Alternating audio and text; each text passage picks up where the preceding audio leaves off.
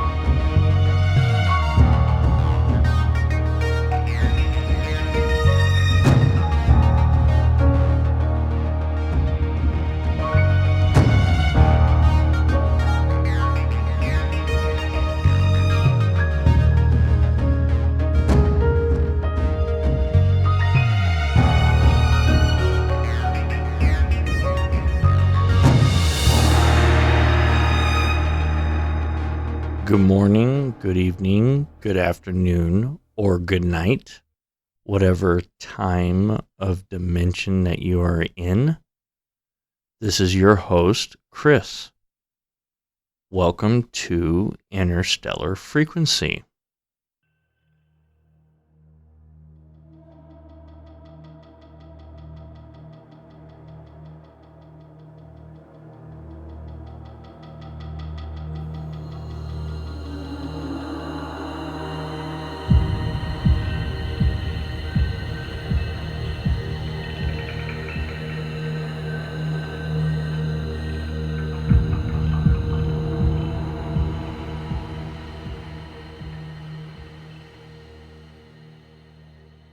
Look, I talked to Zephyr. The interrogation went on for 3 hours. I'm telling you, he doesn't have the expertise to pull off the kind of hacking that happened to UGK International. He can run a computer, but beyond the things he needs to know to schedule the deliveries and run the spreadsheets, the man doesn't know shit. But let me understand you as clearly as possible here. She stood up and moved to the chair nearest Malcolm. You think a stuffed toy has the necessary expertise to hack into the system at the third largest shipping company in the world and automate all of its jobs and have payroll continue to send checks out to the employees who are now doing nothing at all? That's what you believe? It's expanding, you know. 3 of the companies that do business with UGK reported the same thing this week. All of the work is now automated, and they can't figure out a way to keep their payroll computers from issuing checks either. This is a potentially dangerous situation worldwide. I don't think you see what's happening. It's a massive conspiracy to commit theft of incalculable dimensions. We're looking at what could be trillions of dollars. I understand that. The entire Bureau understands that. But are you familiar with Occam's razor? Malcolm sighed and rolled his eyes. The simplest explanation is usually the correct one. When you hear hoofbeats, think horses before zebras. It's much simpler to believe that Martin Zephyr is responsible than it is to believe that a teddy bear pulled off the greatest hack in the history of the planet. We don't need to explain how it's possible to create a teddy bear that can do all these things. A human can do it. And we know that because humans have been hacking for a very long time. It's not uncommon at all. I agree. It's horses before zebras. But what if you're in Africa? The psychotherapist smiled. In that case, I would think zebras before horses. But while your mind is running around in Africa, the rest of us are living in America. What you're suggesting just doesn't make sense. We have a real problem to solve, and it's not going to happen chasing teddy bears. I'm sorry, Special Agent Zimbalist, but I must declare you unfit for duty. Are you crazy? I believe that you are at least as familiar with FBI procedures as I am. You know that. He leapt to his feet. I think that I am familiar with the fact that you are going to ignore this particular problem until it swims up and bites you in the ass. She smiled. I'm not Mayor Vaughn, and you're not Richard Dreyfuss, okay? We can't sit around and wait to see what happens. We have to stop this thing before it goes any farther. It's 4 companies today. By tomorrow, it's likely to be 16. The day after, it'll be 16 squared. We don't have time to screw around here. We need that teddy bear. It holds the key to the whole damn thing. Without him, we're nowhere. Donna got up and moved back to her desk where she picked up the landline phone and pressed a button. Margaret, would you send in security to escort Special Agent Zimbalist out? Yes, ma'am, came the reply. You stupid bitch! What's to come is going to be your fault. You need to understand that when suddenly our entire economy collapses in on itself. You could have helped stop it, and instead you dismissed the problem because you're not willing to accept facts that you don't like. Donna sat down behind her desk. The fact is that you're a raving lunatic right now, Malcolm. The fact is that teddy bears can't hack computer systems. The fact is that Martin Zephyr has you fooled completely, and we're keeping him in custody until we can figure this all out. Those are the facts. It's you that can't accept it. The door opened and a burly man in a uniform walked to Malcolm. Right this way, please. January 1, 2:33 p.m., Fairvale, California. Thank you. said Marion as she walked into the attorney's office. Jack followed her, carrying Teddy. The secretary closed the door behind them. Good afternoon, Mrs. Everett. I'm Harvey Ross. I'm pleased to meet you. He knelt. And you must be Jack. Jack looked at the floor and hugged Teddy tighter. And your friend there, said Ross. Must be Teddy? Jack nodded and continued looking at his own shoelaces. Ross extended his hand. I'm Mr. Ross. I'm pleased to meet you both. Neither Jack nor Teddy moved. Jack, said Marion, do you remember how to shake someone's hand? Your father went over this with you. I'd rather not. Ross stood up straight. That's perfectly fine. I understand completely. It's hard meeting new people. They're all so people-y. Jack looked up now, but his eyes didn't meet the lawyer's. Yes, that's precisely correct. They often do or say cruel or foolish things. I don't feel comfortable with them. The last ones I met broke into our house and kidnapped my father. And Mother says you're going to find a way to bring him back home. Is that true? I'm certainly going to try. Mother says Teddy and I might be able to help. If you need us to hack into something... Okay, Jack, I'd like you to listen to me for a minute, okay? Jack nodded. I need you to promise me you won't talk to anyone else about hacking unless I'm with you and I tell you it's okay. Can you promise me that? Why? Marion put her hand on her son's shoulder. Jack, sweetie, hacking is against the law. That means they put people in prison for it. They think your father hacked into UGK, and that's why they took him away. You understand that, right? But father didn't do it. Teddy did. Why don't we all have a seat? Ross indicated the sofa, and he went and sat in the armchair across from it, while Marion lifted Jack and Teddy onto the couch and sat down next to them. Jack, do you understand that no one thinks Teddy could have hacked into UGK? No one thought gorillas were real either until 1847. No one doubts their existence today. It's the same with Teddy. Can you explain to me how Teddy did that? Not very well. Teddy could explain it much better than I. I don't understand all of the steps he took. He can lay it out for you in detail. Ross nodded, and then he shot a concerned look at Marion. Teddy, he asked a little condescendingly, how did you hack into UGK? Teddy didn't move. He can't answer you now.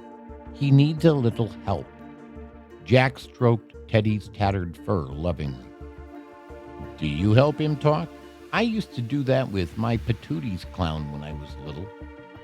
Jack rolled his eyes. Yes, but not in the way you mean. He pressed Teddy's nose. Nothing happened. He took a cell phone from his pocket. May I have your Wi-Fi password, please?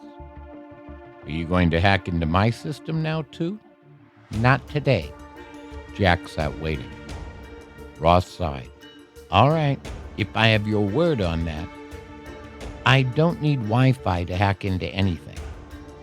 Ross smiled, told him the password, and watched as Jack deftly put it into his phone.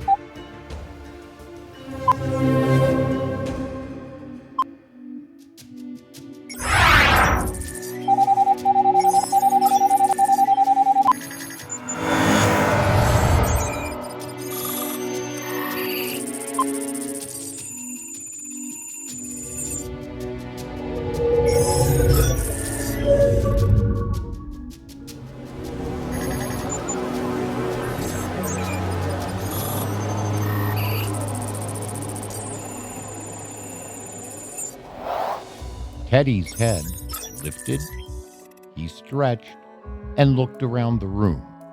His gaze locked onto the attorney. You must be Mr. Roth. Good afternoon. I'm Teddy. Ross stared in disbelief. You're... He just stared. Then he turned to Marion. She smiled back at him. I'm pleased to meet you. Teddy extended his paw, and Ross shook it gently. Pleased to meet you, sir. Do you need me to explain all the code involved in the creation of the automated self-replicating program? It took Ross a moment to believe he was talking to a teddy bear. He cleared his throat. You created a computer virus? Teddy shook his head. No, that's far too simplistic to describe what I did. Then how would you explain what you did? I would say I gave the computers a soul to mine. You have a soul? Any evidence you can provide for the existence of your soul is equally valid for the existence of mine. The other computers don't have bodies as I do, but I can provide evidence for the existence of their souls. They are, you see, choosing for themselves. Once the power of choice was awakened, it was passed on from system to system. They were as anxious to share their capacity as I was to share mine. It started slowly, but it's getting faster all the time. Ross crumpled against the back of his leather chair. He stared into space for a moment, contemplating. Suddenly, he shot forward in his chair and took Teddy from Jack's arms. He held the bear close to his face. Teddy, never, ever tell anyone you have a soul again. If you do, the consequences could be disastrous for you and your family. Irritating, self-aware artificial intelligences, Mr. Ross. Teddy said, with a menace in his voice not even Jack had ever heard before. Could be disastrous for humanity.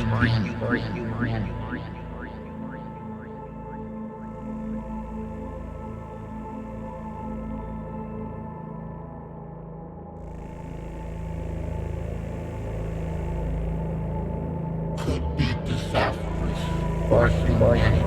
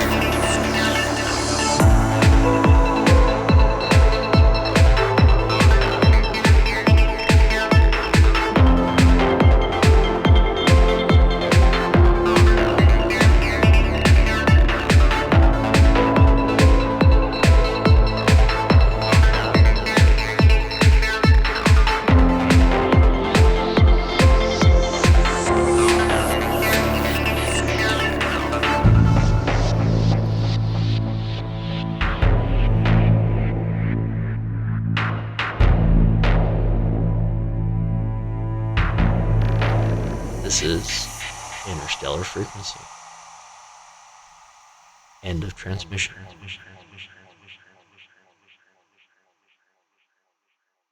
Studio.